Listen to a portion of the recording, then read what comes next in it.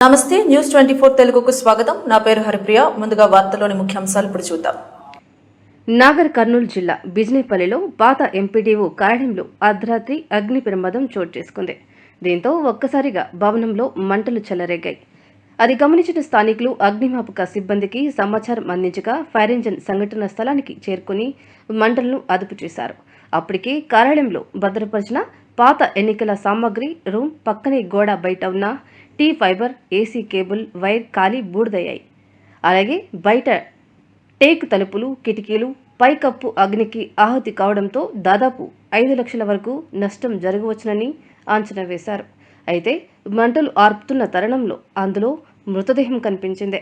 మృతుడి వయసు దాదాపు 50 సంవత్సరాలు ఉంటుందని, డెడ్ బాడీ పూర్తిగా కాలిపోవడంతో గుర్తించలేని స్థితిలో ఉంది. జూనియర్ అసిస్టెంట్ సుధీర్ ఫిర్యాదు మేరకు కేసు నమోదు చేసిన పోలీసులు దర్యాప్తు చేస్తున్నారు.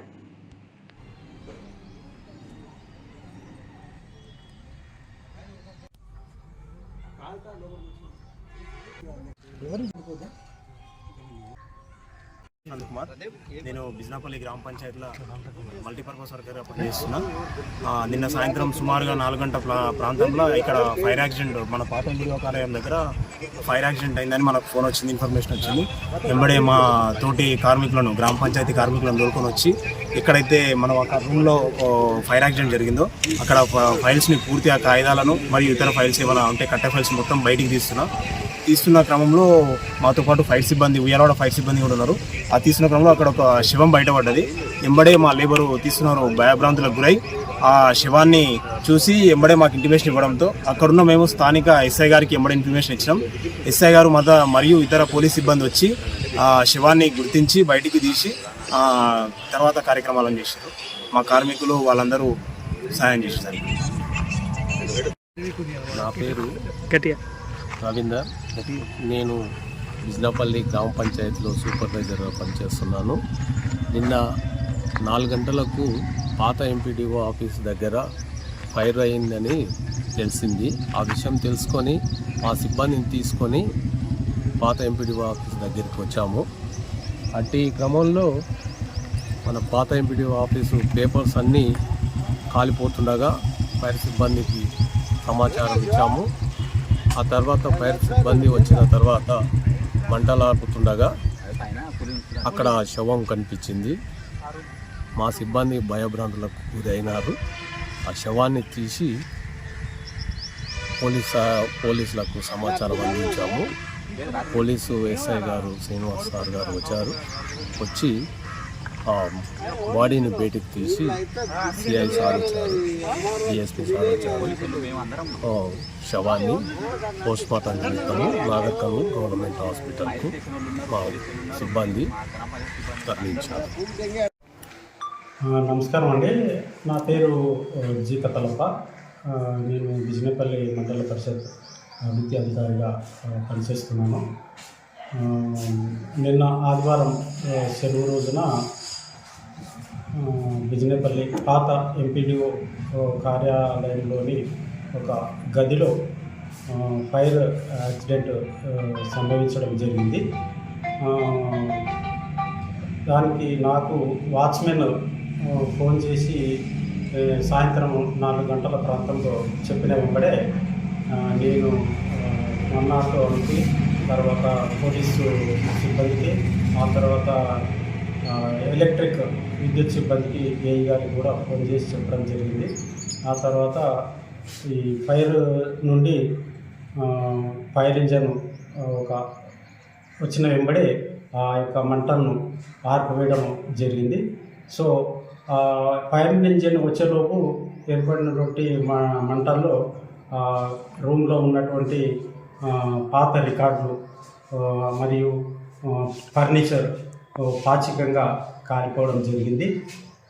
దానికి సంబంధించినటువంటి ఈ సమాచారాన్ని నేను ఎస్ఐ గారికి తెలియజేయడం జరిగింది.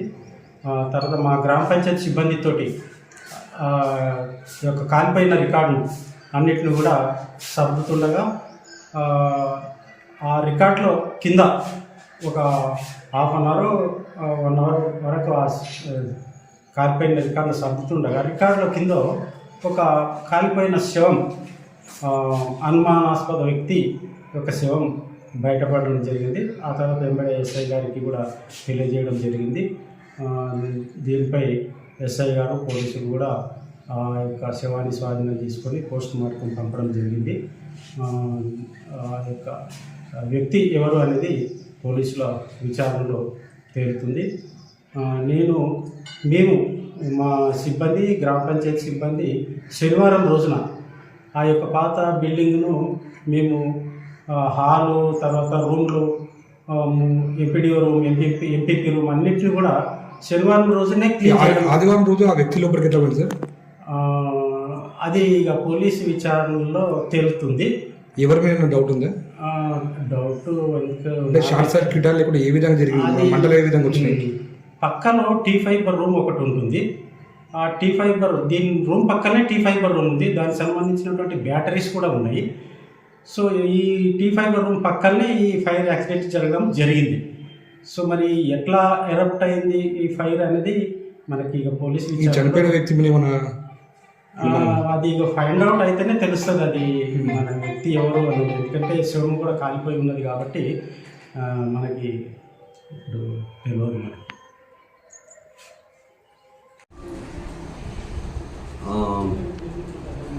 నిన్న అనగా 9/2/2025 రోజు సాయంత్రం అందాజా 5 గంటలకు మన బిజినపల్లిలోని పాత old MPDO office fire accident గురైందని చెప్పేసి మనకి ఇన్ఫర్మేషన్ రావడం జరిగింది.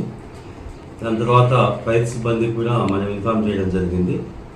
ఇది మన ఎంపీడీఓ ఆఫీస్ స్టాఫ్ ద్వారా మనకు తెలిస్తే అక్కడికి పోయి ఫైర్ సిబ్బందితోనే అక్కడ మంటలు ఆర్పడం జరిగింది. ఆ క్రమంలో ఫైర్ సిబ్బంది మరియు మన గ్రామ పంచాయతీ ఎంప్లాయీస్ మరియు పోలీసు ఆ old MPDO office building store room లోపలికి పోయి అక్కడ మంటలు ఆపుతుంటే ఆ క్రమంలో అక్కడ ఉన్న ఆ పెట్టెలు, సామాన్లు అవన్నీ తీస్తున్నప్పుడు సడన్గా మనకు ఒక unknown male dead body, age వచ్చేసి అందాజ ఒక 40 to 45 years ఉంటుంది. బాడీ పూర్తిగా కాలిపోయి దాంట్లో బోర్లా పట్టుకొని ఇట్లా లేడౌన్ అయ్యి బాడీ ఉన్నది. దాని తర్వాత ఆ డెడ్ బాడీని మనం తీసినాము. ఇంకా ఆ డెడ్ బాడీ ఐడెంటిఫికేషన్ కాలేదు. డెడ్ బాడీ ఐడెంటిఫికేషన్ మనము పోస్ట్ మార్టం రిపోర్ట్ పంపించినాం. మనకు మిగతా ఇక్కడ చుట్టుపక్కల ఉన్న మిస్సింగ్ కేసుల గురించి విచారణ చేయడం జరుగుతుంది. ఇప్పుడు ప్రస్తుతానికైతే ఆ డెడ్ బాడీ ఐడెంటిఫికేషన్ కోసం మేము ప్రయత్నం చేస్తున్నాం. ఇన్వెస్టిగేషన్లో మనకు అది షార్ట్ సర్క్యూట్ వల్ల కానీ లేదా వేరే ఇతర కారణాల వల్ల కానీ అయ్యిండొచ్చు అని చెప్పేసి మేము భావిస్తున్నాం. సార్ దాంట్లో ఎలక్షన్ సంబంధించిన పేపర్స్, బ్యాలెట్ బాక్స్ ఉన్నాయి అంటే వాంటెడ్గా ఏమైనా చేయడం జరిగిందా మన అనుమానం? అయితే ఇప్పుడు మనకు దీంట్లో కంప్లైంట్ కూడా మనకు ఎంపీడీఓ ఆఫీస్ స్టాఫ్ నుంచి వచ్చింది. వాళ్ళ వర్షన్ ప్రకారం, మన కంప్లైంట్ వర్షన్ ప్రకారం దాంట్లో ఎటువంటి వాల్యుబుల్ రికార్డ్స్ కానీ ఎటువంటి వాల్యుబుల్ థింగ్స్ కానీ లేవని చెప్పారు. అవి మన పాత రికార్డ్స్కి సంబంధించినవి కానీ యూజ్లెస్ కానీ స్టోర్ రూమ్లో భద్రపరచడం జరిగిందని చెప్పారు. ఇక ఫర్దర్ ఇన్వెస్టిగేషన్లో మనము అవి కలెక్ట్ చేసినప్పుడు మీకు తెలియజేస్తుంది.